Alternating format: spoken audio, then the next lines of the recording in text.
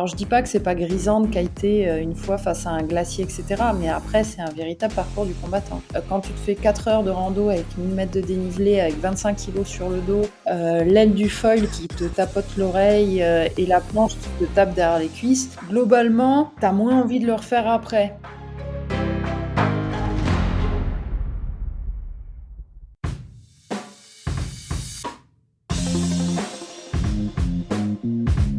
Hello hello, c'est Loïc Blanchard, le créateur et host du podcast indépendant Les Frappés.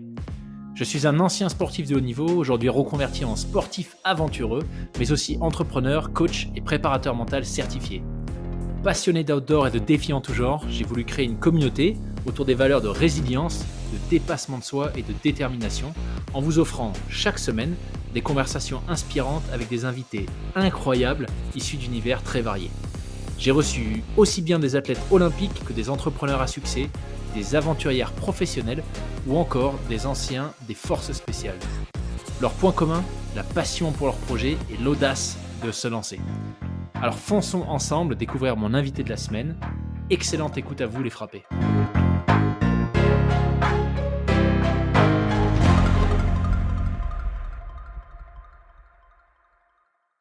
Bienvenue Armelle sur le podcast. Merci beaucoup de m'accueillir, ça me fait très plaisir d'être là. Merci beaucoup d'avoir pris le temps de venir partager un petit peu avec nous ce que tu fais, tes aventures. En tout cas, moi j'ai hâte d'en apprendre un petit peu plus sur déjà d'une part ton parcours et puis ce que tu fais aujourd'hui à travers Riding to Explore. Et donc ce que je te propose, c'est peut-être tout simplement de commencer par nous dire qui est Armelle.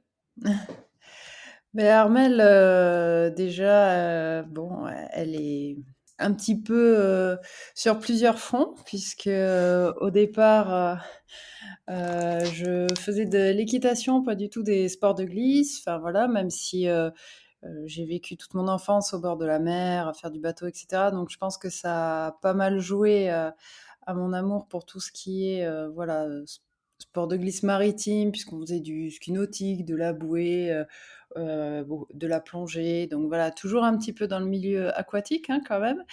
Et un peu plus tard, j'ai découvert le kite, il n'y a pas si longtemps, parce que de toute façon, le sport n'est pas très vieux. Oui. J'ai vu ça sur la plage, ça m'a fascinée. Mais au début, c'est vrai que c'était quand même un petit peu expérimental. Moi, je tire mon chapeau aux pionniers du sport parce qu'il fallait quand même être bien accroché. Ou parfois, on l'était un peu trop, c'est-à-dire qu'on ne pouvait pas se décrocher quand ça partait en cacahuète. Et donc voilà, ça m'a tout de suite, quand j'ai vu les premiers kites, ça m'a attirée. Et voilà, avec un petit peu quand même d'appréhension de ce sport qui à l'époque était un petit peu rude en termes de sécu, d'engagement, tout ça. Donc j'ai attendu un petit peu. Pendant ce temps, j'ai fait de l'équitation pendant 30 ans, enfin 25 ans, voilà. Donc j'étais bien occupée. Mais voilà, j'avais toujours la mer en fond et après le kite qui m'attirait. Et voilà, j'ai eu l'occasion d'apprendre le kite, notamment grâce à des gens de mon entourage qui eux, s'étaient lancés. Et par contre, dès que j'ai appris, je suis tombée vraiment amoureuse de ce sport. C'était vraiment génial de pouvoir évoluer, d'avoir une progression rapide, juste en étant tractée par les éléments, par le vent, par l'air, et d'être sur l'eau. Donc ce que j'aimais quand même depuis mon enfance. Donc voilà, là forcément tous les ingrédients étaient réunis et très vite, j'y ai consacré pas mal de temps, que ce soit pendant mes études, etc. Et puis après le début à la vie active, donc j'ai un petit peu mis de côté parce que voilà, c'était un peu plus compliqué. Moi, je suis de Toulouse, donc les trajets, l'aspect temporel. Je faisais encore de la compétition en équitation, donc c'était un peu dur de tout faire en même temps. D'un point de vue de temps et d'un point de vue financier aussi. Et puis voilà, ça me manquait trop. Donc à un moment, je suis revenue dans le game, comme on dit. J'ai pas pu m'empêcher. Puis j'ai eu l'opportunité de participer au championnat du monde de vitesse, puisque Énorme.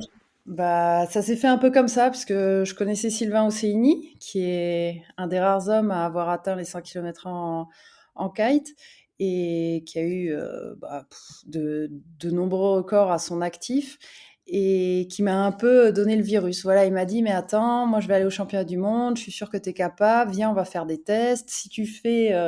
Il me dit, si tu fais 28 nœuds avec un twin tip, je te prends au championnat du monde, je t'entraîne, et puis on va au championnat du monde ensemble.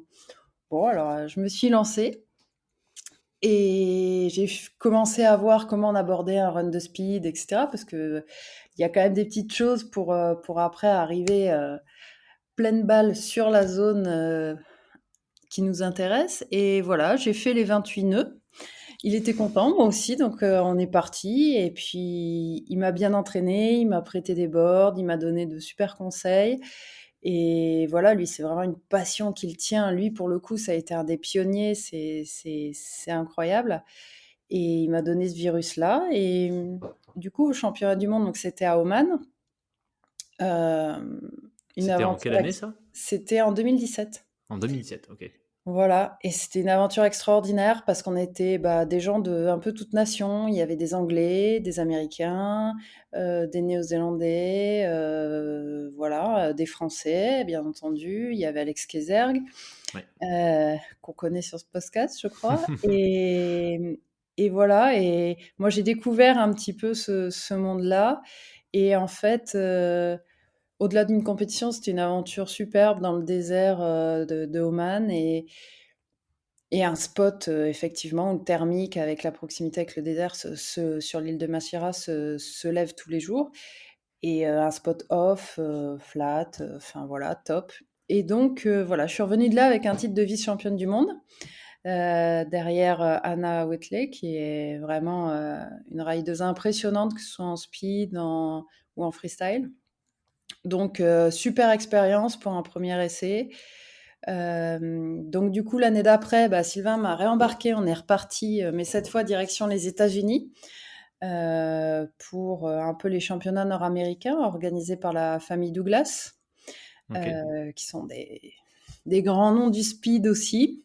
Rob Douglas tenant aussi à son actif bon nombre des meilleurs records du monde. Et je crois que c'est le dernier champion du monde en titre, puisque après, avec le Covid, etc., il n'y a pas eu de championnat du monde. Donc voilà, je pense que c'est lui qui a le titre actuellement. Et donc voilà, super expérience aussi. Et de là, euh, tout s'est un peu précipité, puisque le kite, dans son super essor ces dernières années, a obtenu sa place aux Jeux Olympiques.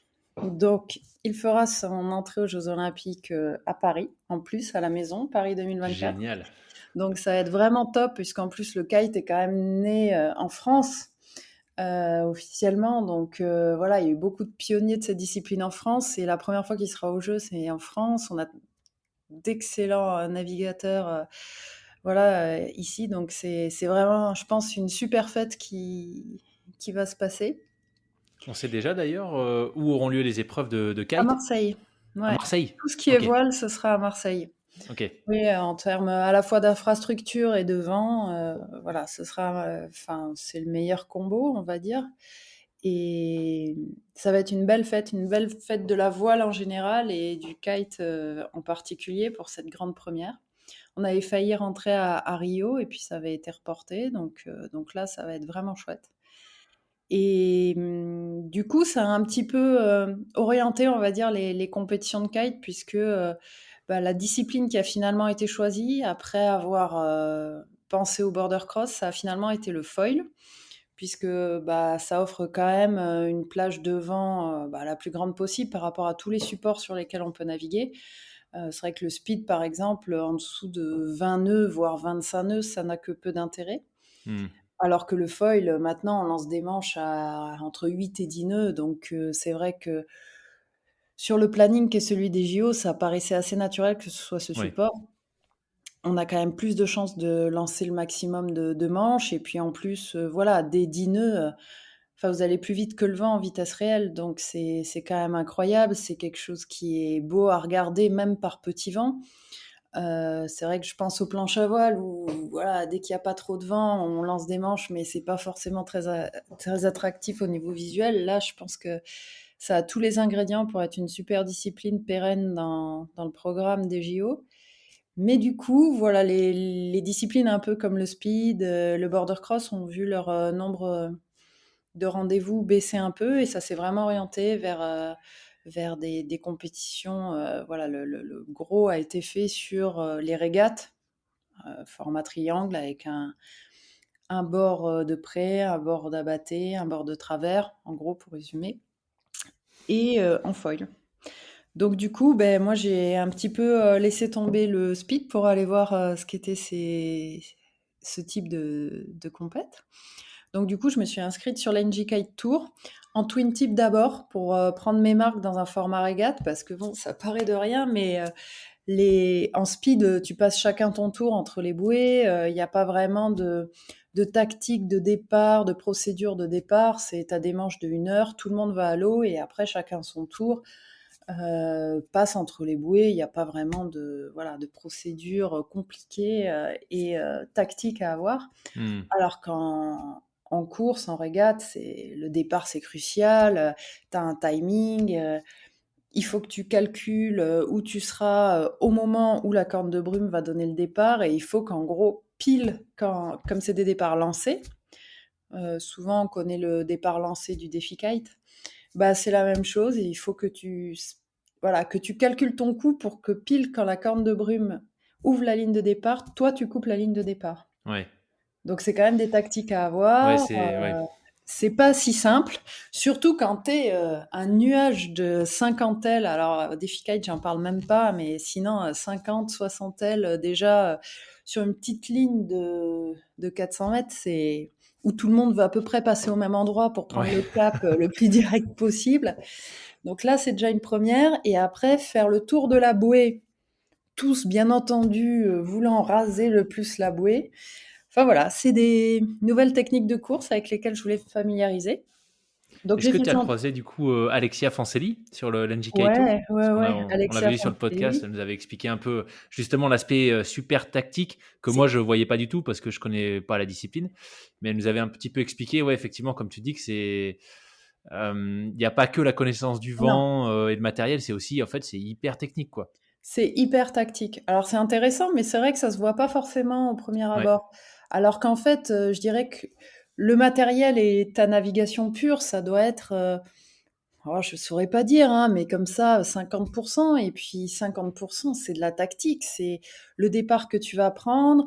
Il y a des choses qui sont de ton fait, d'autres moins. Des fois, tu peux t'emmêler avec quelqu'un alors que toi, tu es sur ta ligne, tu es prêt à partir et tu es tout bon. Et puis, on peut aussi tous faire des erreurs, hein. Donc, une fois, c'est quelqu'un qui va faire une erreur et qui va s'emmêler avec toi alors que toi, tu rien à voir là-dedans.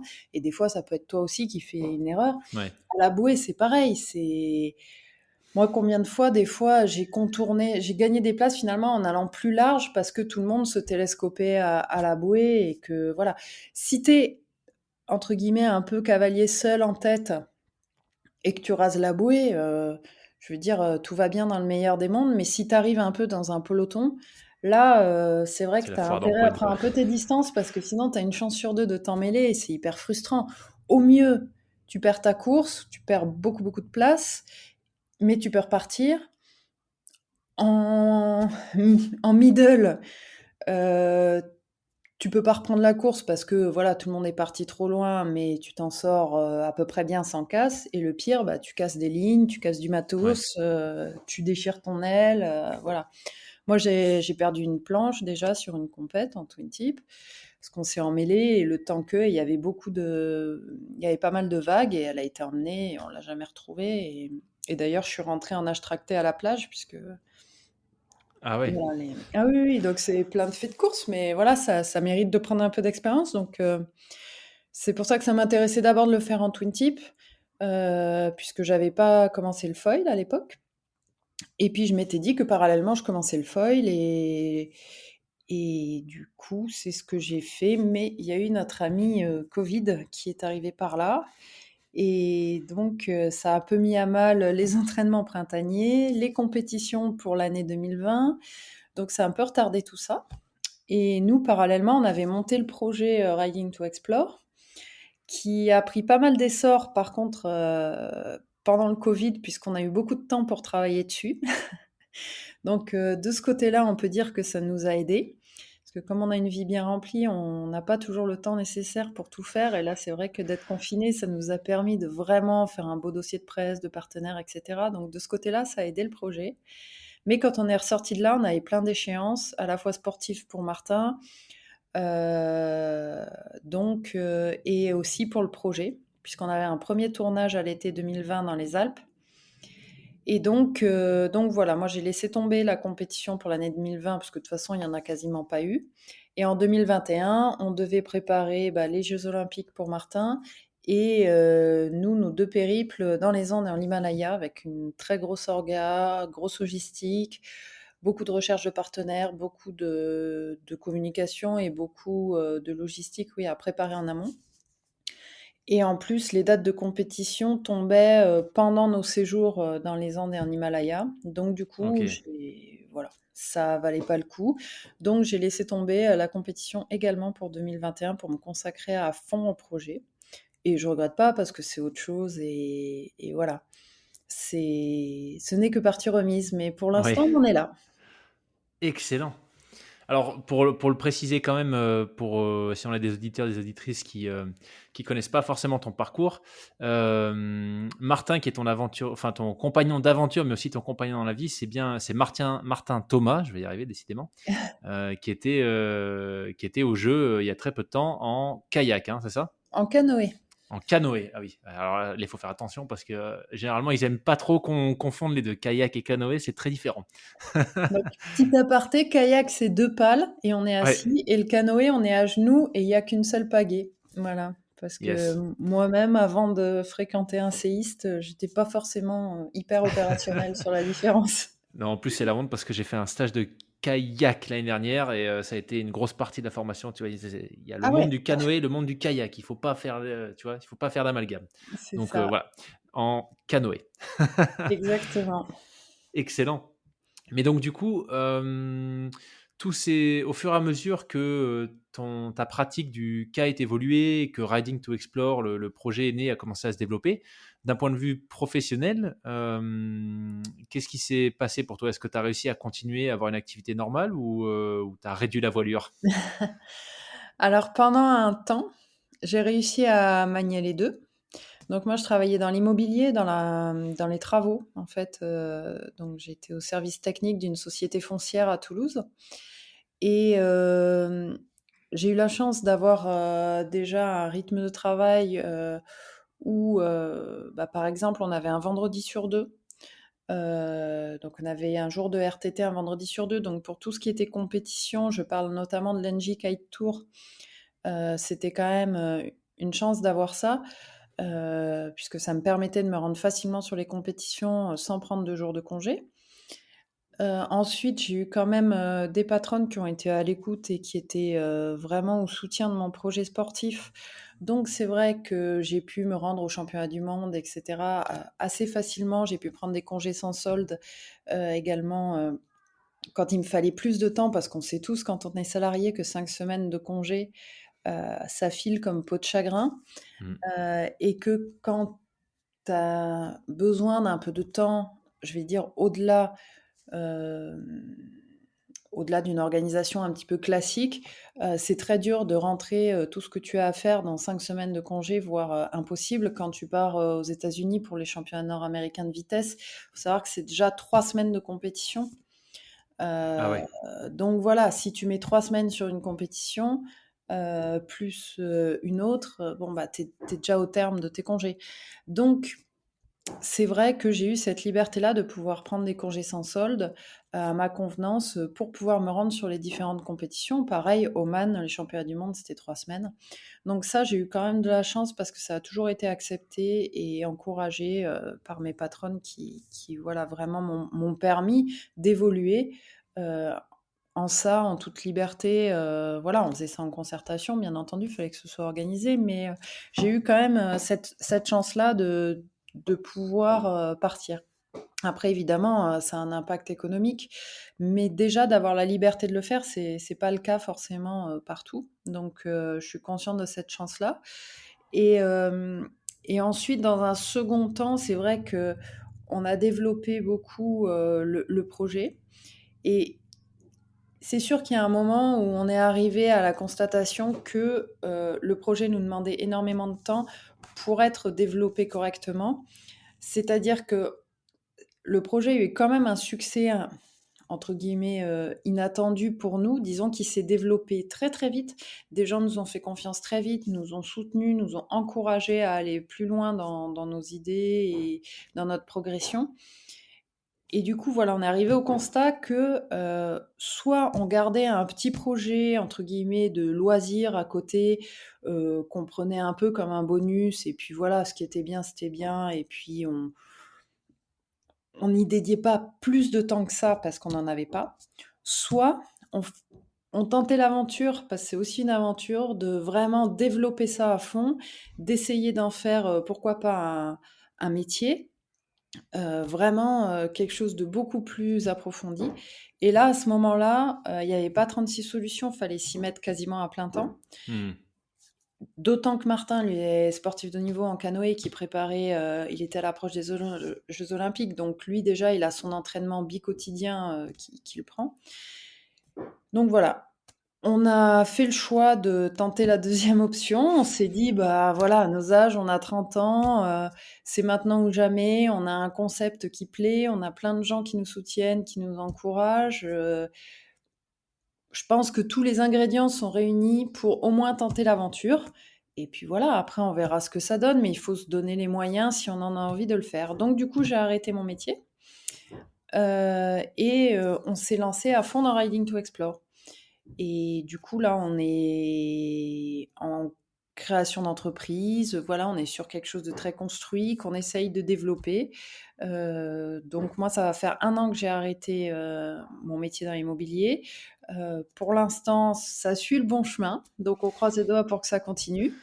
Et voilà, on va faire tout en sorte de développer ça et de continuer les relations de confiance qu'on a avec nos partenaires actuels. Et on a plein d'idées de projets aussi par la suite. Donc voilà, on espère que ça continuera comme ça, au moins quelques temps. Génial. Et alors, comment est-ce que tu résumerais Riding to Explore aujourd'hui du coup? Qu'est-ce que c'est l'essence du projet? Alors je dirais qu'au départ, Riding to Explore, on avait dans l'idée que ce soit un nom de projet, mais au-delà, en fait, ça se fait en plusieurs temps. D'abord, on voulait aller kiter des lacs dans les Alpes et les Pyrénées, et puis après on nous a dit, mais attendez, enfin, vous parlez des glaciers que vous avez rencontrés sur votre chemin et qui fondent, et ça donne les lacs glaciaires que vous kitez, mais parlez-en au-delà de la France, au-delà de l'Europe. Ce serait génial d'aller faire ça dans les plus hauts massifs du monde. Alors voilà, il y a toujours la dualité par rapport à l'écologie, au transport en avion, etc., puisque nous, on est sensible à ça. Mais on a bossé avec une fondation, avec un glaciologue, et tous ont été d'accord pour dire que c'est aussi un rapport bénéfice-risque, entre guillemets, et que bah là, ça valait le coup de parler de la situation globale des glaciers. Donc, on s'est lancé là-dedans. Mais au départ, l'idée de riding, c'est un ensemble de défis. Et en gros, les Alpes, c'est le premier, et après qui s'est mu en Alpes, Andes, Himalaya. Mais après, le but, c'était une succession de défis. Et je dirais que du coup, c'est pour ça qu'on n'a pas appelé ça, on a appelé le projet d'un nom qui peut couvrir plein de choses. Oui. Parce qu'en fait, le but, c'est d'agir à notre échelle, avec nos armes. Et nous, notre arme la plus efficace, ou là où on est le meilleur, on va dire, a priori, c'est le sport. Donc l'essence même de Riding to Explore, c'est de mettre le sport au service d'une cause, notamment environnementale. Mais ça peut être, pourquoi pas, sociétal, voilà. Le but, c'est vraiment de se servir du sport comme un vecteur de communication pour alerter sur des sujets, pour mettre en avant des belles images qui donnent envie de se motiver pour une cause. Et notamment, effectivement, une cause environnementale, puisque nous, ça nous touche énormément. Étant des pratiquants d'outdoor, on est confrontés, que ce soit en canoë, en kite, on fait beaucoup de montagnes. Mon frère est guide de haute montagne, donc un peu d'alpinisme, etc. Nous, on est tout le temps en sport outdoor, et c'est vrai que voilà, on a envie de parler des transformations qu'on observe dans les milieux qu'on fréquente. Donc, essentiellement, effectivement, une cause environnementale. Ok. Ok. Et donc aujourd'hui, Riding to Explore, avant qu'on rentre dans le détail des projets complètement fous que vous avez déjà réalisés et puis ce qui arrive, c'est une association, c'est une entreprise, tu parlais de création? Alors, nous, il y a 2 pans. Pour l'instant, on a fonctionné avec une association. Hem Et là, on est en train de faire évoluer ça en société. Donc on pense qu'on gardera toujours les 2 pans, mais on a eu besoin d'une structure, plus construite et surtout, en fait, pour donner un statut à Martin et à moi. Parce qu'en fait, il y a un moment où, dans la société actuelle, quand tu n'es pas dans des cases, quand tu n'es pas ni Hmm. salarié, ni, chef d'entreprise et cetera, ça devient un petit peu dur d'évoluer. Dans le sens où il y a plein de choses de la vie courante, dont on se rend pas compte, mais en fait, si on n'est pas dans les cases classiques, bah, c'est compliqué. Les gens comprennent pas, ils ne comprennent pas, ce que tu fais et cetera. Donc comme nous aussi, on n'est pas complètement en tête brûlée, on veut aussi, voilà, assurer les choses pour la suite, on veut avoir une couverture, on veut cotiser et puis, voilà, avoir un statut, tout simplement. Voilà, quand tu veux te loger, que tu dois justifier de ton statut, pour que ce soit un loyer ou un emprunt, peu importe. Voilà, si déjà tu as des statuts un petit peu alternatifs, Ouais. les gens sont forcément plus frileux et ça, c'est déclinable. En fait, on s'en rend pas compte au début. Puis moi, j'ai été salariée toute ma vie jusque-là, donc je m'en rendais pas forcément compte. Mais voilà, tout est plus difficile. Donc nous, le but, c'est vraiment de faire aussi, des choses, qui nous couvrent, à titre, personnel. Donc on a créé une structure pour qu'on puisse définir clairement nos statuts par rapport à Riding to Explore, au-delà de l'association et de pouvoir, travailler vraiment là-dessus. Surtout qu'en plus on propose également, voilà, en extension des fois des prestations de photos, vidéos au-delà, du projet. Donc voilà, le but c'est d'avoir, une activité, la plus, la plus stable possible et Ouais. qui puisse évoluer par la suite tout en voilà, en nous assurant de ne pas nous mettre en marge, de la société et de tout ce dont on a besoin pour fonctionner dans la société a actuellement sans être trop embêté. Ok. Ok. Super, donc une structure encore en évolution, mais c'est, ouais, comme, bah, comme tu dis, ça semble être assez clair. Le fait que l'objectif, c'est pas non plus de vous marginaliser et puis que vous Non, puissiez voilà, quand même, tu vois, continuer à avoir vos projets en dehors de Riding to Explore sans être bloqué par un manque de statut ou ce genre de choses. exactement. C'est tout à fait ça. Ok, On se rend compte que ça va vite, oui, que voilà, ça va assez vite de se sentir un peu, en difficulté par rapport aux principes, applicables un petit peu de manière carrée, voilà, de l'administration, des rouages un petit peu classiques, de la vie, quoi et ne serait-ce que pour le logement, voilà, donc ça va ouais. assez vite. Bah, je veux bien te croire, ouais. Tu vois, moi là, j'ai démissionné il y a quelques temps. Il me reste quelques semaines encore là de travail et je t'avoue que j'ai comme toi, j'ai toujours été salarié jusqu'à présent. Donc Mmh. là, la suite qui arrive entre la fin d'une expatriation, le retour en France, le statut un peu intermédiaire, entrepreneur, machin. Voilà, je te dirai comment ça se passe, mais Ouais. je veux bien te croire. Non, c'est pas évident, mais même créer des sociétés, c'est pas évident, d'avoir les bons repères quand on n'a jamais été dans ce monde de la création d'entreprise. Ouais. C'est dur de savoir quels sont les bons interlocuteurs, d'avoir les bonnes infos. C'est pas si évident. C'est une autre aventure, mais c'est une aventure. Et ça, c'est l'essentiel. Alors justement, en parlant d'aventure, est-ce que ça te va si on rentre un peu dans le détail des deux projets que vous avez déjà réalisés, donc les Ouais, Andes et les Alpes? Si je me trompe pas, les Andes fin 2020, pardon, les Alpes fin 2020 et les Andes en début d'année 2021. ouais, c'est ça. Ces deux projets, comment est-ce que tu les résumerais? Parce que les Alpes, c'est ce qui est venu lancer Riding to Explore. Les Andes, on va dire que ça l'a comment est-ce qu'on dit? Ça l'a conforté, Oui, ouais. et préparé, j'imagine, pour la suite, pour l'Himalaya, dont tu nous parleras un peu plus tard. Mais déjà, les Alpes et les Andes, qu'est-ce que vous avez retiré de ces 2 expéditions? Alors les Alpes, je dirais que ça a été vraiment un galop d'essai.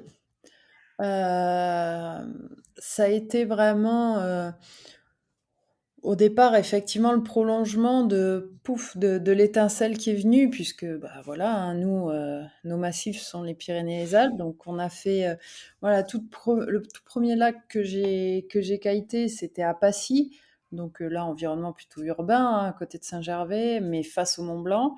Voilà, j'étais chez mon frère, puis comme j'ai toujours des ailes de kite qui traînent dans la voiture, des fois qu'on passe à côté de la Méditerranée, hein, en passant, et qu'on s'arrête, voilà, j'ai toujours des ailes et des planches dans la voiture.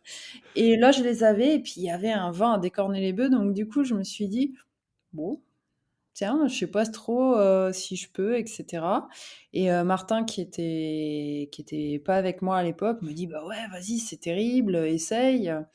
Je me suis un peu renseignée, il n'y avait pas d'interdiction sur le lac de Passy. Ils m'ont dit, il y a des gens qui font de la planche à voile, le kite, on n'a jamais vu, mais bon.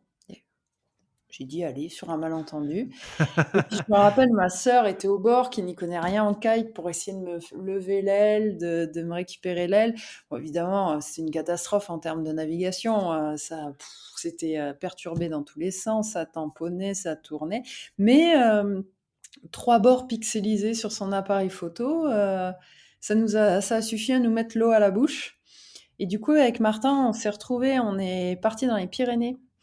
Et on a fait ça dans le lac des Pyrénées au début pour tester, voir si ça marchait. Bon, on a vu que ça marchait, que c'était pas évident. On a tout de suite vu que ça allait être une grosse galère, mais, mais par contre que ça valait le coup.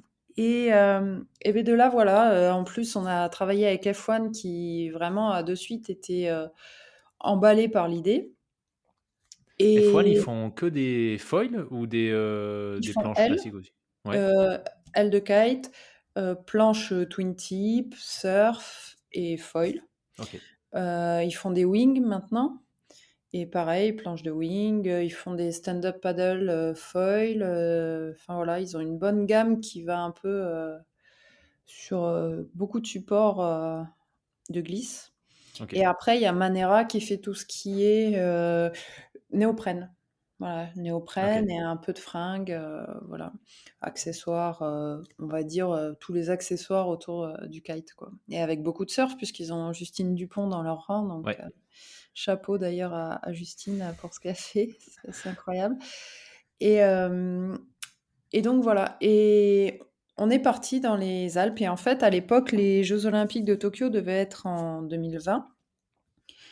Et du coup, on n'avait pas beaucoup de temps à consacrer aux Alpes puisque Martin devait se préparer pour les Jeux. On imaginait qu'il pouvait aller aux Jeux. Et voilà, après, la période pour les Andes, c'est plutôt fin août, début septembre. Et la période pour l'Himalaya, c'est l'automne, mi-octobre, mi-novembre. Voilà. Après la mousson de septembre, mais avant les grands froids de fin novembre. Donc on s'était dit, bah, on aura très peu de temps dans les Alpes, mais on va faire un film avec un petit peu d'Alpes, et puis les Andes et l'Himalaya. Et puis les JO de Tokyo ont été reportés. Donc il n'y a pas eu voilà, de questions de Jeux olympiques l'été 2020 à la sortie du confinement. Et il n'était pas question à l'époque de passer les frontières pour aller au Pérou, en Himalaya, Ouais. avec le Covid qui s'est vissé à grand train. Donc on s'est dit, bah, écoute, c'est parfait quelque part, parce qu'on va avoir du temps à consacrer aux Alpes. Et ça nous est, et aux Pyrénées aussi, dans une moindre mesure. Mais ça nous faisait vraiment plaisir, parce qu'au final, ce sont nos massifs, et il y a plein de choses à dire, et de paysages fantastiques dans nos massifs. Et souvent, quand on monte les photos, les gens, ils ont l'impression qu'on est à l'autre bout du monde, alors qu'en fait, non, on est juste dans les Alpes à Ouais. 2 heures de beaucoup de choses. Et sur des itinéraires, des fois, très accessibles hein, au grand public. Après, nous, on prend une variante, mais voilà.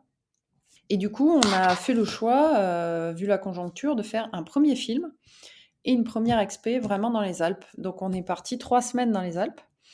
Et ça a été parfait pour tester le kite en altitude, parce que malgré tout, sur un lac, si on va à Serpenson ou quoi, ça n'a rien à voir. C'est des grandes étendues d'eau, des brises établies, c'est beaucoup moins perturbé, même si ça l'est un petit peu. Là, on parlait vraiment de lacs glaciaires les plus hauts possibles, entre des moraines, bon, qu'on essaye d'éviter au maximum, mais qui sont souvent là quand même. Euh, donc voilà, c'était vraiment un galop d'essai pour voir le type de lac qui marchait le mieux, pour tester le matériel. Au début, on était parti sur l'idée d'aller à caisson, et puis on s'est rendu compte que les ailes à caisson, c'était pas du tout adapté, parce que les lacs qu'on kite, souvent, ils sont beaucoup plus petits. Du coup, la caisson, elle a une inertie, le temps qu'elle se gonfle, qu'elle soit lancée, en fait, il faut déjà tourner. Des fois, ça passe de 0 à 30 nœuds, puis 0. Donc la caisson, soit c'est trop puissant, soit si elle tombe, après elle est mouillée, elle vole plus bien. Elle peut se remplir d'eau, même si elles ont fait des progrès par rapport à ça. Donc voilà, tout un tas de problématiques qu'on a pu prendre le temps d'aborder, de tester, et en même temps de faire une super aventure chez nous, avec des problématiques voilà, inhérentes à notre territoire. Et c'était super. Et en plus, on a fait connaissance avec les réalisateurs pros avec qui on travaille, donc Guillaume Broust et Christophe Tangviette. Et c'était une super aventure, on s'est tous très bien entendus, et on pensait faire un film de 13 minutes, et on est revenu avec un film de 32 minutes, en Ah oui. plus en devant se restreindre, parce qu'il y avait tellement de choses à dire.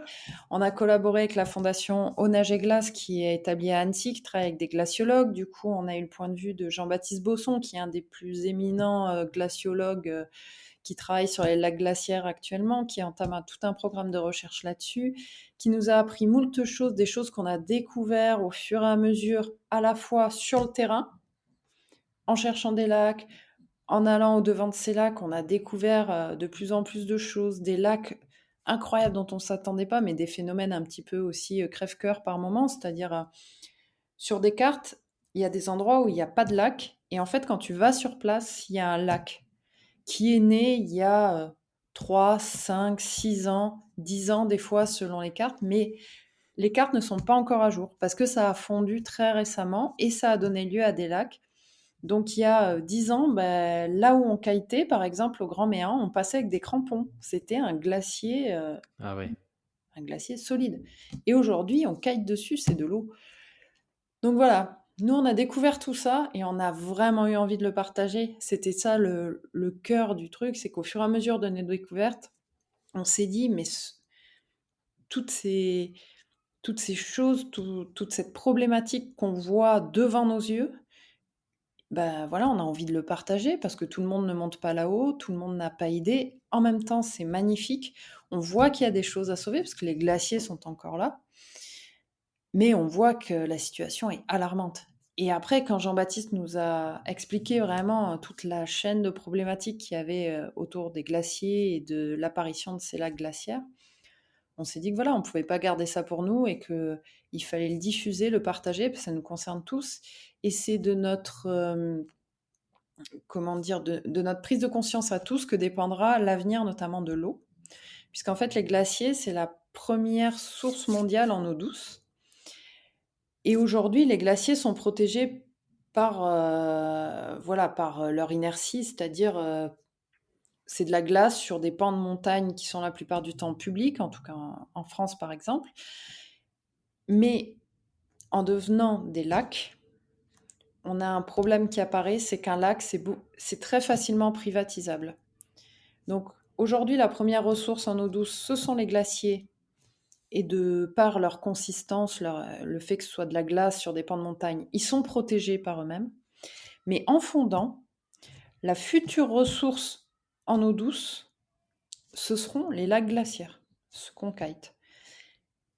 Et ces lacs, il suffit de mettre un grillage autour, de mettre un panneau de telle ou telle compagnie commerciale, et ça deviendra Ah de oui. l'eau privatisée. Donc en fait, la problématique, elle va bien au-delà de juste le réchauffement climatique, les conséquences, effectivement, sur les écosystèmes, les menaces que ça engendre pour les populations, par les tsunamis terrestres, plein de choses. Mais au-delà de ça, quand on voit vraiment loin, le grand enjeu de ces glaciers et de ces lacs glaciaires, c'est la privatisation de l'eau. Donc voilà, et plus on alertera l'opinion publique sur ça, moins les compagnies commerciales pourront mettre la main, Hmm. avant qu'on se préoccupe du problème, sur l'eau.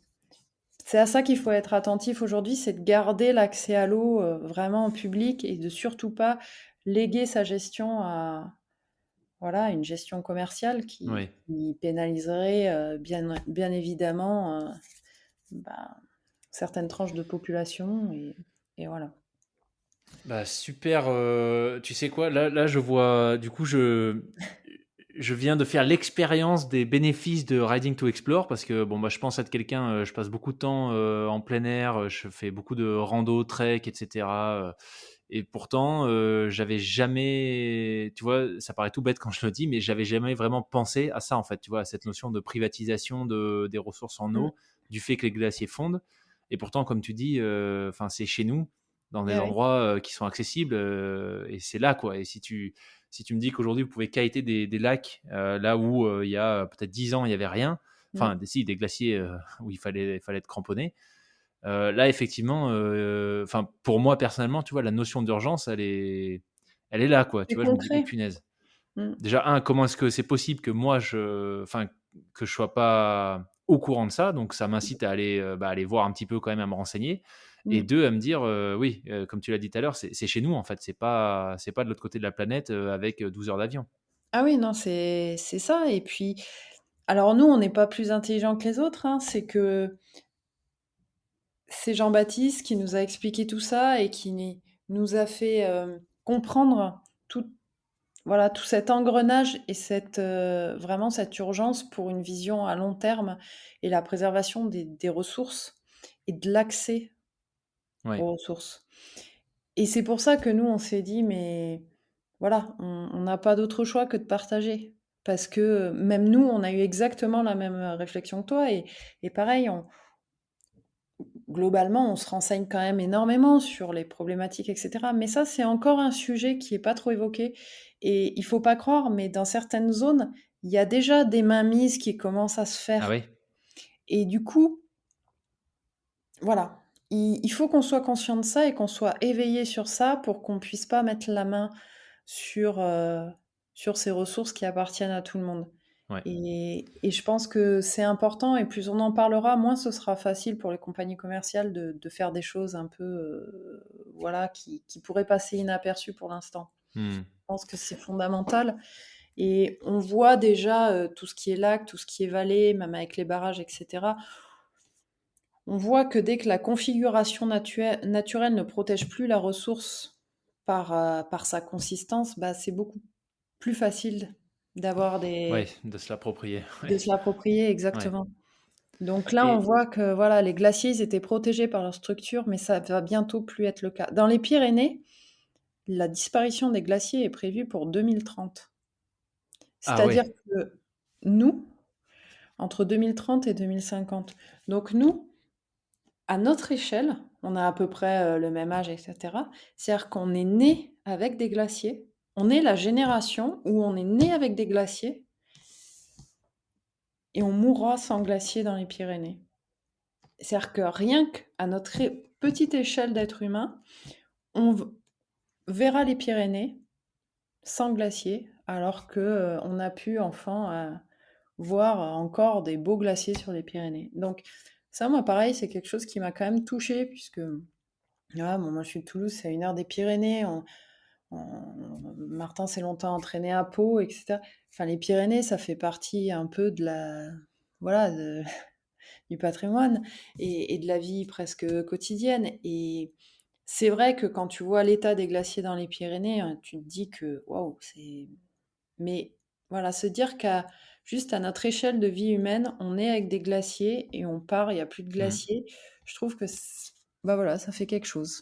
Ouais, ça met un peu une claque quand même. Ouais. Et justement, tu parlais de, tu vois, d'éveiller un petit peu les consciences collectives. Votre film, il est encore accessible ou pour le moment il est diffusé en festival ou... Ouais. Alors en fait, il sera de plus en plus accessible. Ok, C'est-à-dire que la vie du film, en gros, en premier, il va en festival de film. Parce qu'en fait, souvent, bah, voilà, pour que les festivals vivent, il faut que les films diffusés ne soient pas en libre accès sur internet, sinon ça n'a que peu d'intérêt d'aller, voir les projections proposées. Donc en premier lieu, il va dans les festivals de films. Ensuite, une fois qu'il a fini sa vie dans les festivals de films, éventuellement, il peut passer sur quelques télés ou pas, ça dépend après, là je parle d'un point de vue un petit peu général et ensuite, effectivement, on le met à disposition sur internet. Donc nous, il va vivre un peu dans les festivals de films jusqu'en décembre, Ok, jusqu'à la fin de l'année et ensuite on le mettra à disposition sur internet pour tout un chacun. Puisque c'est le génial. but, après le but, c'est vraiment que ce soit accessible au plus grand nombre. On Ouais. respecte juste une petite, voilà, une petite chronologie et ensuite, il sera accessible au plus grand nombre et après on aimerait bien aussi aller le diffuser, dans les écoles ou les collèges pour voilà, pouvoir, avoir un message le plus large possible. Ouais. Ok, super intéressant en tout cas. J'ai hâte d'être l'année prochaine pour qu'il soit accessible du coup en ligne. Pour revenir peut-être sur un aspect technique, tu disais, tu as beaucoup parlé, tu vois, de cette réalité à laquelle vous êtes confronté dans les Alpes, qui vous a permis de tester, de vous rendre compte d'un certain nombre de choses.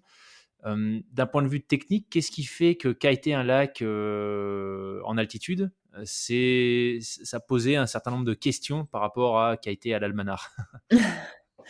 Au hasard.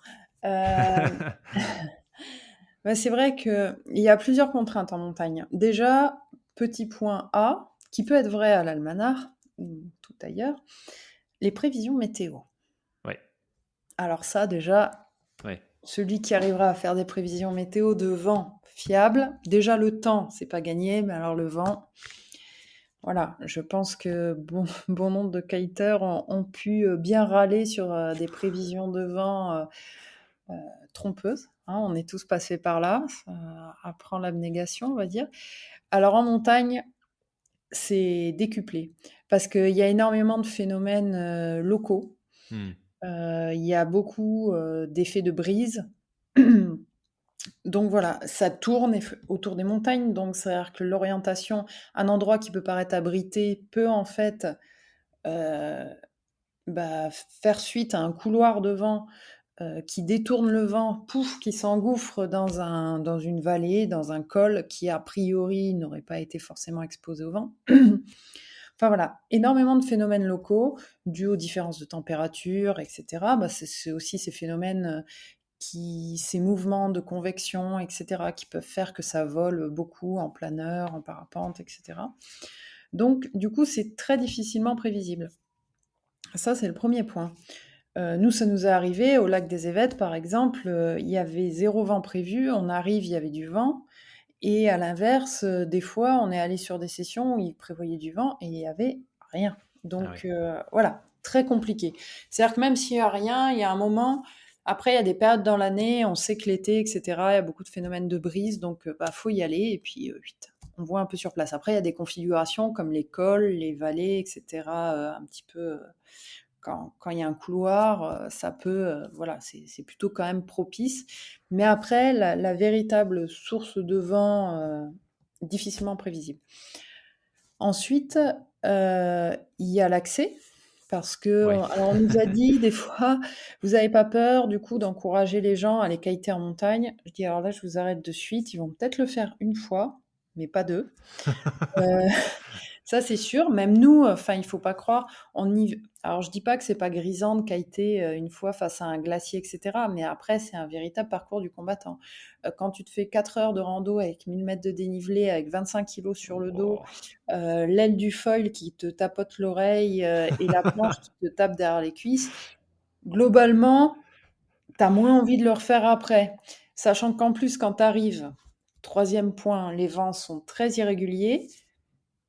Déjà parce que le vent a du mal à s'établir, il est énormément perturbé par tout ce qui est configuration, c'est-à-dire les parois, les moraines, les différences de température entre, par exemple, les glaciers et la terre plus bas qui va chauffer, et cetera. Tout ça crée beaucoup de perturbations. Donc ça tamponne, ça rebondit sur les parois, ça fait des vents qui tournent parfois à 180°. Ton aile, des fois, elle tourne à 180°. Des fois, tu fais un bord et puis le bord d'après, tu es 90° par rapport au bord précédent. Enfin, c'est un truc de fou. Donc en plus, voilà, on ne peut pas dire qu'on fait une session. Hmm. Tu vas arriver à tirer des bords, hop, hop, en fonction de si tu arrives à être un peu technique, si tu arrives hop, à saisir la rafale, mais voilà, on s'arrête là. C'est pas une session de kite comme tu peux faire à l'Almanar. Et en plus, voilà, il y a quand même un risque pour le matériel, puisque les zones de décollage sont pas forcément très accueillantes. Il y a souvent, à un moment donné, autour du lac, des roches, des gros rochers, euh, des enrochements, des fois au début de l'eau, des fois des surfaces très glissantes, un peu envasées. En fait, c'est du sédiment, c'est pas de la vase. Mais voilà, tant de configurations qui font que c'est compliqué, que connaître bien son matériel et le matériel qui est adapté, voilà, il faut avoir des ailes avec quand même des plages de vent grandes, parce que souvent tu peux passer de 3 à 25 nœuds, hein, sans souci. Ouais. Donc voilà, il faut quand même des ailes que tu connaisses, que tu sois sûr de manipuler dans des rafales quand même qui vont on est au-delà du simple au double, hein, on est dans le dixième. Et voilà, tout ça mis bout à bout, ça rend l'expérience quand même périlleuse, quoi. Mais c'est sûr que quand tu tires ton bord face au glacier, c'est magique. Ouais. Et après, nous, dans ce qu'on fait sur les Andes et les Pyrénées, évidemment, il y a l'altitude, où là, c'est l'hypoxie. Et là, c'est le facteur numéro un, le handicap numéro un. Et je suis surpris que tu n'aies pas parlé de la température de l'eau, parce que tu vois, la seule fois d'ailleurs, une des seules fois où je me suis baigné dans un torrent, enfin une rivière glaciaire, elle était à 2 degrés. Et donc mon souvenir, c'est que c'était extrêmement court et pas forcément hyper agréable. Donc je suis curieux de savoir, est-ce que, parce qu'en hiver, je pense qu'à peu près n'importe où tu kites, en Méditerranée en tout cas, ou dans l'Atlantique, c'est peut-être au plus froid à quoi, 8 degrés en Atlantique Ouais. La Méditerranée, c'est 8 degrés le plus froid. Ouais. aussi? Ok. Qu'on est en hiver, ouais. Mais là, du coup, sur des lacs glaciaires, selon l'altitude, potentiellement, c'est quoi, 2, 3 Oui, aussi? 2. C'est toujours Et au-dessus de zéro, sinon ça ouais, gèle. ouais, Mais ça va de 1 à ça dépend des lacs. Au Grand Méan, voilà, tu as des icebergs qui flottent et cetera. On est à 3000 mètres, on était autour des 2 degrés. Voilà, pareil, au Pérou, c'était 1, 2 degrés. Après, on a eu quelques lacs un peu plus bas où on devait être peut-être à 5. Voilà. waouh, le sauna. Mais finalement, nous, le froid, ça nous a jamais gênés. Ça a Ok, jamais été le facteur, on va dire, vraiment handicapant. Il y a eu l'accès, il y a eu de montée avec la charge de matos, c'était très fatigant. Il y a eu la difficulté du vent, très dur à gérer. L'hypoxie ensuite au Pérou, voilà, ouais, phénomène quand même très très très très dur à encaisser. Mais le froid, jamais. ok, En fait, nous, dans les Alpes, on a fonctionné avec des combis néoprène. Donc, bon, nous, on marche avec Manera et ils ont des super combis maintenant, c'est pas les seuls, mais de 5 millimètres avec, donc c'est des 5,4,3 avec des revêtements à l'intérieur un petit peu chauffants, enfin chauffants. Voilà, c'est un peu comme de la peluche voilà, qui est plus agréable au contact et qui rend la sensation de chaud plus importante. Des gants, cagoules, des chaussons. ouais, Franchement, tu as très peu d'eau qui rentre, elle chauffe quand même. Alors au Grand Méan, ça a été très dur à kiter, on s'est pris quand même des vols. On a eu quand même quelques impacts, tête la première dans l'eau. Là, c'est vrai qu'il y a eu quelques fois, on a eu des barres sur le front avec vraiment le froid de l'eau qui nous saisissait à la tête, mais parce qu'on avait mis des casques et pas forcément la combi. Voilà, parce que sinon, à un moment aussi, tu peux plus bouger. Donc, ouais, des fois, tu fais des choix. Là, on avait mis des casques et pas la combi, et pas la, pardon, on était en combi, bien entendu, mais pas la cagoule, je veux dire. Et c'est vrai que sans cagoule, quand tu te prends un impact dans l'eau, que tu arrives vraiment dans l'eau d'un coup, waouh, tu te prends une barre là au-dessus des arcades, ça saisit. Mais voilà, globalement, En plus, on s'était fixé des limites de sécurité au-delà desquelles on n'allait pas. Donc, dès qu'il y avait une sensation de froid, hop, on changeait, on alternait, on se réchauffait. On avait toujours une tente avec nous, c'est un élément de sécurité fondamental pour se changer à l'abri du vent, pour se mettre à l'abri du vent, pour reprendre un petit peu de calories et de chaleur avant de s'y remettre. Enfin voilà, c'est pour les temps d'attente, c'est obligé d'être dans une tente, sinon tu te refroidis à vitesse grand Hmm. V. Au Pérou, on a mixé entre néoprène, le même équipement que dans les Alpes, et combi sèche. Mais la combi sèche, finalement, c'était pas tant pour le froid, c'est parce que ça te demande beaucoup moins de dépenses énergétiques. Et quand tu es à 5000 mètres, que tu es déjà en hypoxie, la moindre dépense énergétique est fondamentale. Il faut tout faire à l'économie. Donc la combi sèche, tu es habillé, hop, tu mets ta combi par-dessus. Ça te demande quand même beaucoup moins d'énergie que déjà te déshabiller au froid. Enfiler une combi néoprène qui est très ajustée, donc qui te Ouais, demande, on a tous enfilé les combis néoprène, tu es quand même en train d'enfiler c'est un un truc combat, qui ouais. colle, voilà, il faut passer l'épaule, le bras, la tête, tu te contorsionnes.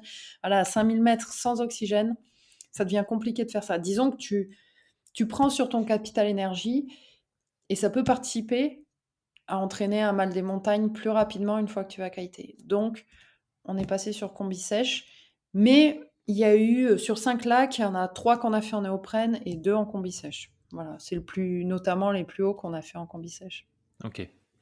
Et alors justement, le Pérou, qu'est-ce qui a changé par rapport aux Alpes? Parce que les Alpes, bon, tu l'as dit, vous étiez à la maison. Ça. Là, le Pérou, c'était une autre aventure, je suppose. Ah là, c'était une autre dimension. Beaucoup de choses ont changé. Bon, la première, je vais y revenir, mais c'est l'altitude, puisque là, on a passé 10 jours au-dessus de 4500 mètres, avec Ah ouais. sur 10 jours, on a passé 6 jours, 7 jours, 8 jours. Ouais, on a passé 8 jours au-dessus de 4500 mètres, avec des cols à 5400. Le plus haut lac qu'on a kité, c'est au-dessus des 5000 mètres. Notre but, c'était d'établir un record du monde de kite en altitude au-delà des 5000 mètres. Donc, on a réussi. On a kité un lac à 5050 mètres. Donc, ça, c'était bingo, quoi. Et 10 jours passés au-dessus des 4500 mètres, voilà, pour les organismes, c'est quand même une épreuve. Et kiter à plus de même 4000 mètres, hein, déjà, voilà, tu sens que tu as le souffle court, tu fais 2 bords, tu as l'impression d'avoir fait la session du siècle, alors que d'habitude, voilà, 2 bords, c'est rien du tout. Et encore à 4300 mètres, ça nous l'a moins fait. Mais au-dessus de 4005, il y a déjà un premier cap. À partir de 4009, voilà, c'est vraiment un combat. En plus, en fait, le symbole du Pérou, c'est on a fait une expé qui traversait une ancienne vallée glaciaire. Donc, c'est-à-dire qu'il y a quelques années, là, pour le coup, on ne pouvait pas passer parce que c'était un col recouvert. C'était des hauts plateaux, puis un col, puis des hauts plateaux qui redescendaient, recouverts de glaciers. Donc, on ne pouvait pas passer. Donc, c'est un itinéraire qui est nouveau, de par le recul des glaciers qui ont laissé accessible maintenant ce nouveau chemin pour passer d'une vallée à l'autre. Et donc, tous les jours, quasiment, on marchait. Donc, on faisait entre 3 et 5 heures de trek le matin. Et on arrivait, on kitait. Donc, déjà, il y avait la fatigue du trek. Et ensuite, on enchaînait avec une session de kite. Donc, c'était assez compliqué au niveau forme. Il y a des fois, on est resté 2 jours sur place parce que soit il n'y avait pas de vent, soit justement, c'était compliqué d'enchaîner autant de trek avec du kite. Et vraiment, voilà, l'hypoxie, c'est en plus, on était allé à l'INSEP et le médecin qui nous suit était très intéressé par avoir les données qu'on pouvait lui rendre compte de nos observations sur le mal des montagnes éventuel, sur en tout cas notre réaction à l'hypoxie. Parce que d'habitude, on a très peu de données de réaction à des activités autres que de la marche ou de l'alpinisme, en fait, où on peut moduler l'intensité de son effort. Or, nous, pour la première fois, on a amené un sport beaucoup plus cardio dans le sens où on n'était pas forcément maître de l'intensité de notre Ouais. exercice. T'as une rafale, tu pars, Je veux dire, oui, alors tu peux toujours faire le mais si tu veux kiter, il y a un moment, voilà, tu es sur ton bord, il y a une rafale qui te prend, même si tu es un peu faible au moment où tu tires ton bord, si la rafale part, bah, tu dois contrer la rafale, tu dois contracter tes abdos, ton gainage du dos, tu dois serrer les fesses au besoin s'il faut, si vraiment la rafale est forte, mais tu dois contrecarrer ton aile pour pas te faire déposer. Heu voilà, il faut revenir au bord. S'il y a plus de vent, bah, tu tombes dans l'eau, tu dois nager. Là, tu es dans le froid de l'eau.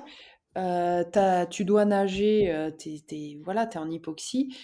Tu n'es pas complètement maître du rythme, voilà, de ton Ouais. exercice. Et ça, c'est une donnée tout à fait nouvelle parce que la plupart des activités jusqu'à présent qu'il y avait en altitude, c'était déjà beaucoup de marche, voilà, apparentées avec l'alpinisme et pas quelque chose de cet ordre-là, et qui plus est, où tu n'étais pas forcément maître. Puisque la première des choses qu'on te dit en altitude, c'est que si tu te sens un poil moins bien, même dans une marche, hop, tu ralentis le rythme, Hmm. tu t'arrêtes. Et en kite, tu peux pas toujours faire ça.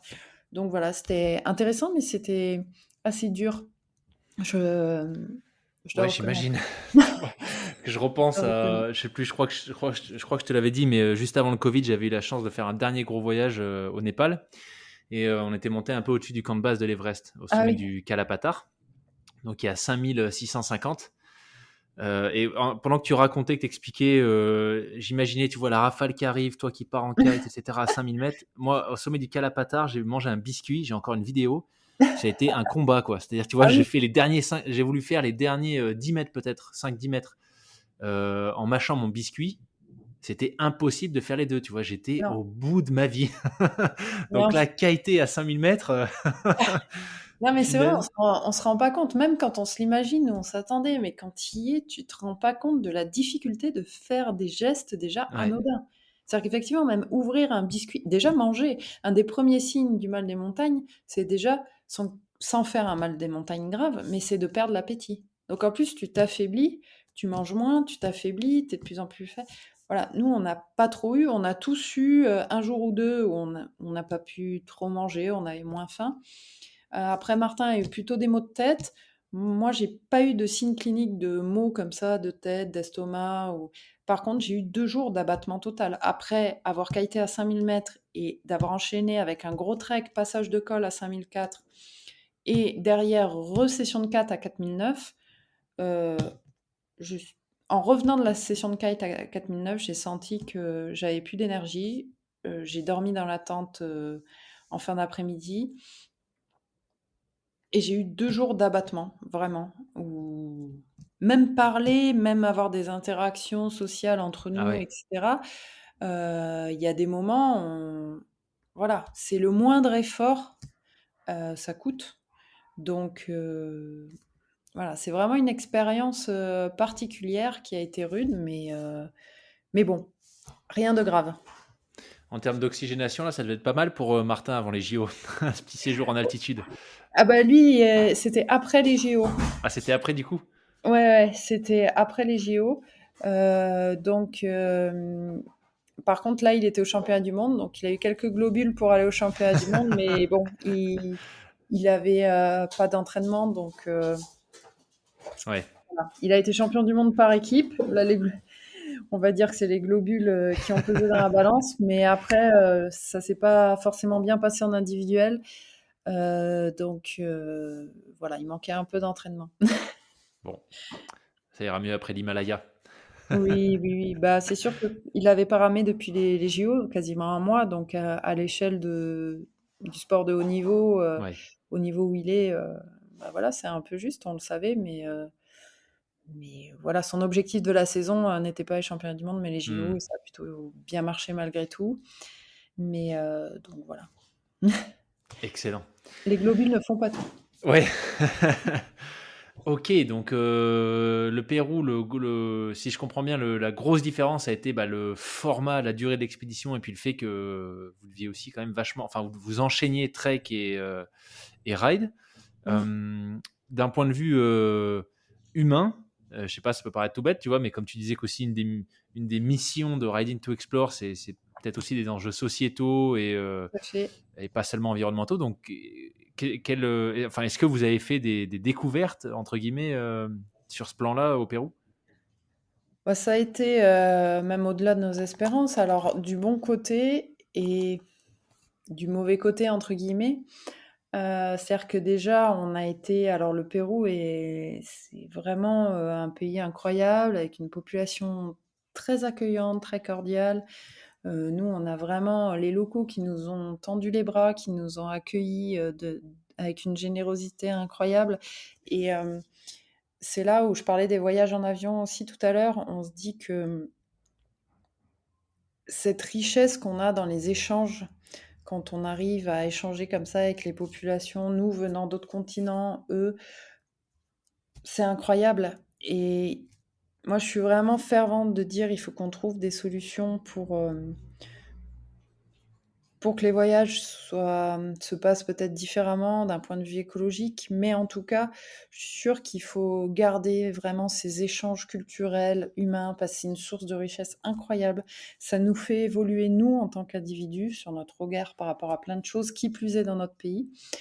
Ça aide aussi d'autres pays, même on parlait avec une association qui disait, bah voilà, les échanges, ça a quand même favorisé énormément de choses pour l'évolution des droits de l'homme, par exemple, puisque plus la communauté internationale a conscience, comme on peut avoir conscience du recul des glaciers par certains projets, bah, la conscience de certains problèmes sociétaux ou humains dans des pays force un peu certains pays à évoluer sur des problèmes sociétaux. Donc, c'est tout aussi important. Et là, vraiment, ça m'a frappée parce qu'en plus, après cette période de Covid, où on était un petit peu resté voilà, entre nous, où on était en famille, puis dans notre pays, et cetera, où on avait eu moins d'échanges avec le monde extérieur, se retrouver à nouveau dans une toute autre culture, avec des gens complètement différents, je me suis dit: «Mais quand même, c'est une richesse incroyable de vivre ça et ça fait évoluer le monde». Enfin, pour moi, je suis convaincue de ça. Et là, la générosité de ces gens qui vivent avec rien, puisque des fois, on s'est retrouvés dans des zones où ils vivent vraiment dans des maisons de terre et cetera et tu passes, ils t'accueillent, on les a invités à manger parce que, bah, eux, c'est leur zone, où ils élèvent des bêtes et cetera. C'est des terres plus ou moins privées, mais il y a pas de clôture. Je veux dire, c'est comme ça, c'est dans comment on dit? Dans la culture, tu passes chez Mmh. eux, tu les invites à manger et puis eux, tu peux bénéficier d'un campement sur leur terre. Enfin voilà, ça se fait naturellement et l'équipe de multi qui en était incroyable. Ils nous ont vraiment, reçus dans leur famille avec un repas de fête, en bénissant la Pachamama, la divinité locale, avant de partir pour que l'expé se passe bien. Ils ont été fascinés par le kite, ça aussi, on leur a fait découvrir le kite. On avait acheté une petite aile pour qu'ils puissent, voilà, sans danger, s'initier un peu au maniement de l'aile parce qu'ils nous voyaient faire tous les jours. Ouais. Nous, on s'est dit: «S'ils ont envie, il faut qu'on puisse leur faire découvrir ça».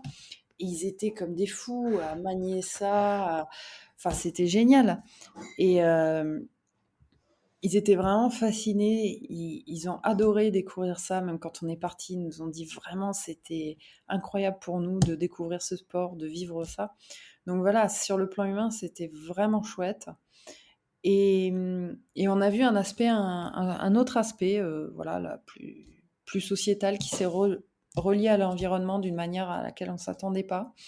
C'est que justement cette vallée glaciaire, normalement, on s'attendait à voir personne puisque, le chemin n'existait pas. Même les muletiers qui pourtant, travaillent énormément, voilà, pour faire du transport dans la région, ne connaissaient pas, cet itinéraire et en fait, quand on s'est retrouvés là-haut, on s'est retrouvés face à 500 personnes. Alors, pas 500 personnes directement, mais en fait, là-haut, il y avait une mine illégale. Et en fait, cette mine illégale, elle est aussi liée au réchauffement climatique puisque les glaciers ont reculé et du coup, ils ont découvert des pans de montagne qui du coup deviennent exploitables. Or, le Pérou est très riche en or. C'est le deuxième exportateur, je crois, d'or OK. au monde. Et du coup, bah, ces rochers qui arrivent tout d'un coup grâce au recul des glaciers, bah, ils attirent la convoitise. Quand je dis de mineurs, souvent c'est des paysans qui rêvent un peu d'Eldorado, à trouver de Ouais, l'or, on connaît l'histoire, et qui essayent de sortir de leurs conditions et donc qui vont aller creuser dans ces nouveaux pans de montagne découverts pour aller trouver de l'or. Il y a deux problèmes que ça génère. C'est que, un, ils participent à l'érosion accélérée du glacier, puisqu'ils vont aller accélérer la dégradation du glacier pour toujours faire apparaître de nouveaux pans où il est susceptible d'y avoir de l'or. Et la deuxième chose, c'est que pour traiter ce qu'ils trouvent, ils utilisent du mercure. Sauf qu'on parlait tout à l'heure, la première source d'eau douce au monde, c'est le glacier. Bah oui, mais eux, ils sont au cœur de la première source ouais. d'eau douce. Et ils utilisent du mercure.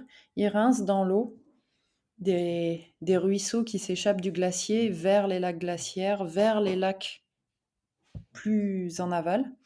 Et donc, en fait, ils sont à la source même d'une pollution dont ils n'ont pas conscience. Ils sont en train, avec le mercure qu'ils utilisent pour traiter l'or, de polluer tout De simplement polluer à la leur propre source réserve d'eau, toute ouais. l'eau douce qui va ensuite alimenter les champs plus bas qui des fois leur appartiennent en plus. Et voilà, ça a été, Waouh.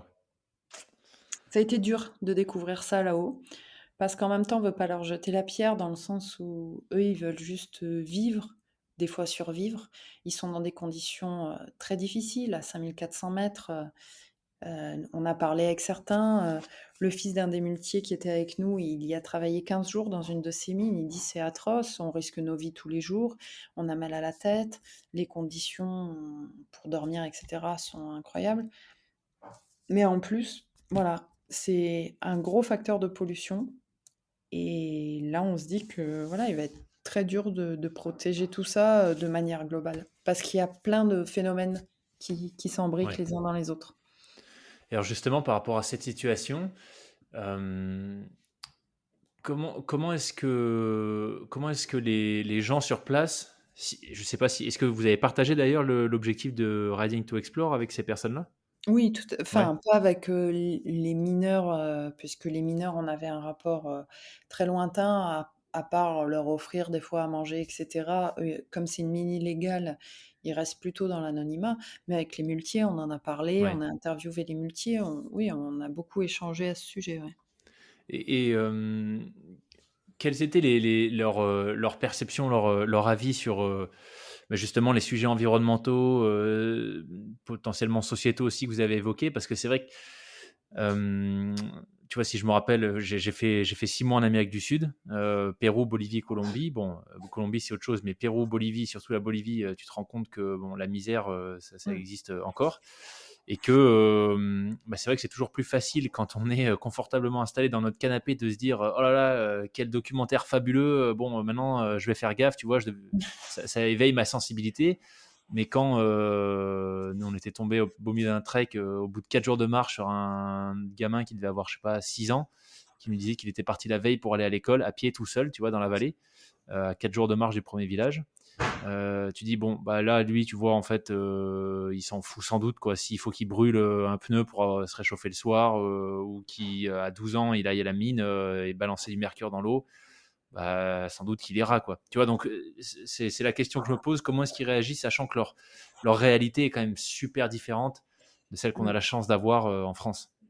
Bah, exactement, c'est aussi pour ça que je pense que les échanges culturels et voilà, entre différents pays, c'est très important parce que ça fait prendre conscience aussi des réalités et effectivement, comme tu disais, c'est très facile de parler d'écologie, quand on a un niveau de vie, aussi bon que celui qu'on peut avoir en France, par exemple. Et là-bas, c'est une réalité qui est autre. On parle souvent de survie, effectivement, et on voit que leur regard, peut différer. Par exemple, pour prendre l'exemple de cette mine, un exemple concret, cette mine, elle est à la frontière entre 2 régions. En plus, elle est sur une zone qui normalement est un parc naturel classé, Ah c'est-à-dire ouais. que évidemment, bien entendu, il est interdit de faire une mine à cet endroit-là. Le problème, c'est que les étendues sont tellement grandes qu'il est impossible de tout surveiller. D'autant que voilà, le Pérou a une volonté, comme beaucoup d'autres pays, de protéger certains espaces naturels, mais il n'a pas forcément non plus les moyens Ouais. pour ensuite faire appliquer tout ce qui est mis en place. Et c'est pas forcément les priorités non plus d'un pays qui, des fois, a bien d'autres sujets sociaux ou économiques en jeu pour, pour avancer. Donc voilà. Mais cette mine, elle est à la frontière entre deux régions du Pérou, entre deux communautés. Et en fait, d'un côté, les habitants sont complètement opposés aux mines. Et de l'autre côté, les habitants sont pour les mines, ou en tout cas ne sont pas contre.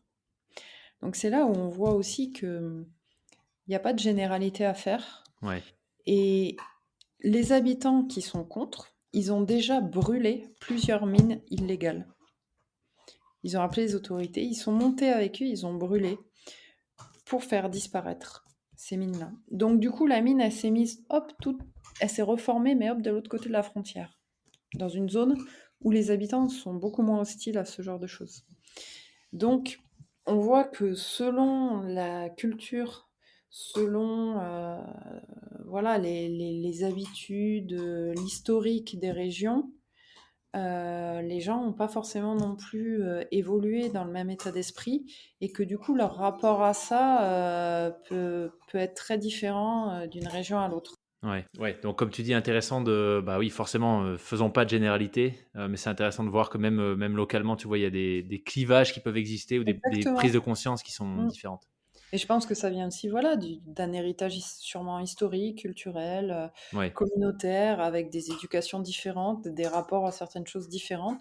Le pourquoi du comment, voilà, en tout cas dans cette situation, je prétends pas le connaître, mais on voit qu'il y a vraiment deux identités très marquées, alors que les deux zones communautaires sont très limitrophes. ouais, On ne parle pas même de l'Argentine et du Pérou, c'est vraiment deux zones. D'un côté de la montagne, ils sont vraiment archi contre, et de l'autre, non. ok. Donc, et d'ailleurs, beaucoup viennent d'un côté. Ok, et du coup, par rapport à ce que vous avez découvert dans les Alpes et ensuite dans les Andes, idéalement, si tout était possible, puisqu'on en parlait un petit peu en off, il y a quelques complications administratives avec le projet qui arrive, Mm. la dernière phase de Riding to Explore en Himalaya. Si tout était possible, qu'est-ce que vous aimeriez que ce soit l'impact de l'expé en Himalaya? Alors déjà, il y a le symbole, c'est que l'Himalaya, c'est le plus haut massif au monde, qu'il y a des glaciers incroyables, et c'est une des zones où aussi les menaces directes des lacs glaciaires sont un petit peu les plus présentes.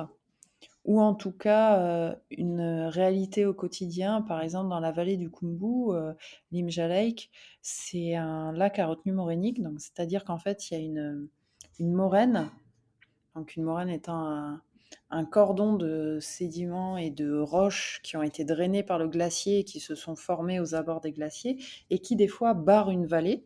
Et Mhm. du coup, quand l'eau s'écoule du glacier, comme il y a une barrière, bah, tout simplement, comme on peut faire nous, des fois, sur un ruisseau quoi, hop, bah, l'eau stagne derrière cette moraine et ça forme un lac. Sauf que, il y a 2 menaces, souvent créées par ces lacs, surtout quand ils prennent beaucoup d'importance avec une fonte accélérée du glacier. La première, c'est que la moraine, à force, sous le poids de l'eau qui s'accumule derrière elle, cède.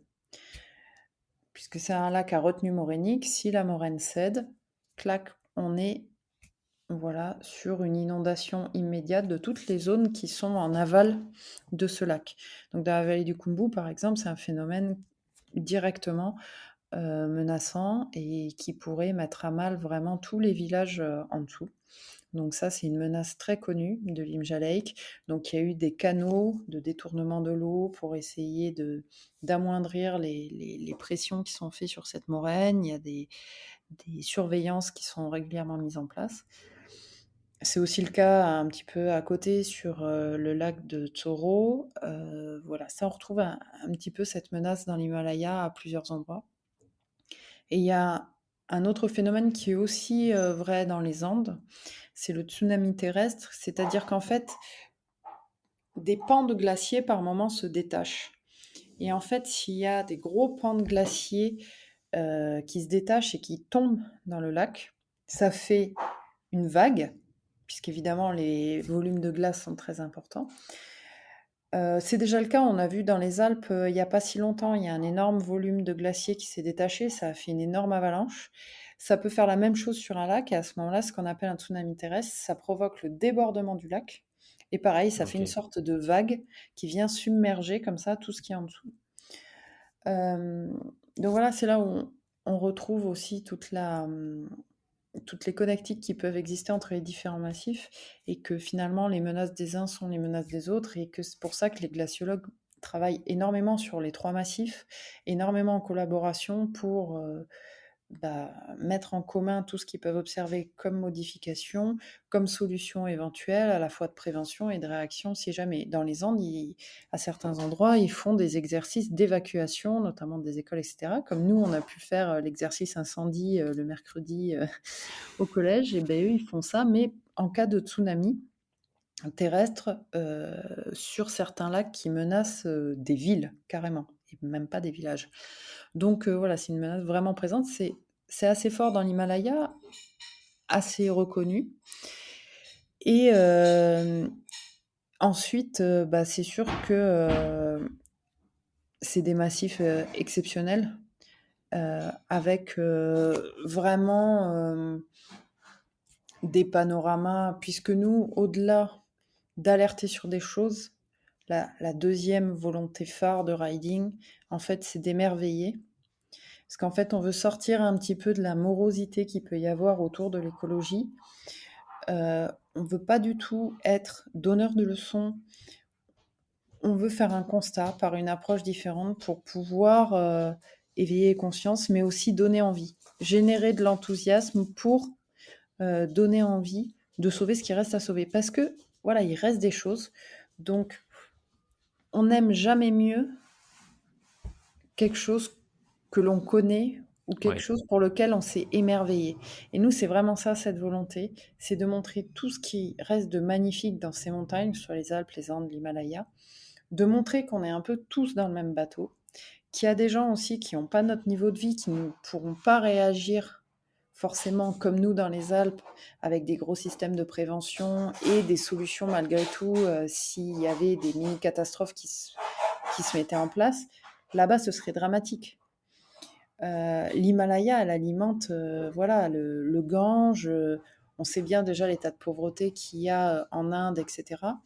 Si les glaciers venaient à fondre, il y aurait d'abord des inondations, puisque ça ferait beaucoup trop d'eau en même temps, puis des sécheresses. Or, en Asie, etc., beaucoup de gens vivent de l'agriculture et survivent grâce à l'agriculture, dans les Andes aussi. Et du coup, c'est aussi une importance capitale pour ces deux continents, et qui plus est en Asie, de préserver cette ressource en eau qui déjà est juste symbole de survie. Même pas, voilà, on est au-delà, c'est juste de la survie. C'est-à-dire que énormément d'habitants dépendent. Il y a des sources actuellement. Le guide avec qui on était en contact là, pour organiser l'expédition, il a créé une association. Et par exemple, il y a des sources qui se tarissent donc dans les vallées népalaises. Et donc les habitants sont obligés de penser, des familles qui vivent là depuis des générations, qui sont obligées de penser à se délocaliser. Parce qu'ils ne pourront plus notamment donner à boire aux bêtes et cultiver avec de l'eau pour irriguer leurs champs. Donc il a mis en place des actions pour essayer de contrecarrer l'effet de tarissement, voir plus haut si on peut récupérer de l'eau, etc.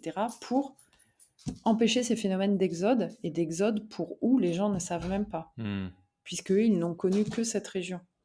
Donc voilà, c'est tous ces phénomènes qui sont exacerbés en Himalaya et qui sont très intéressants à développer.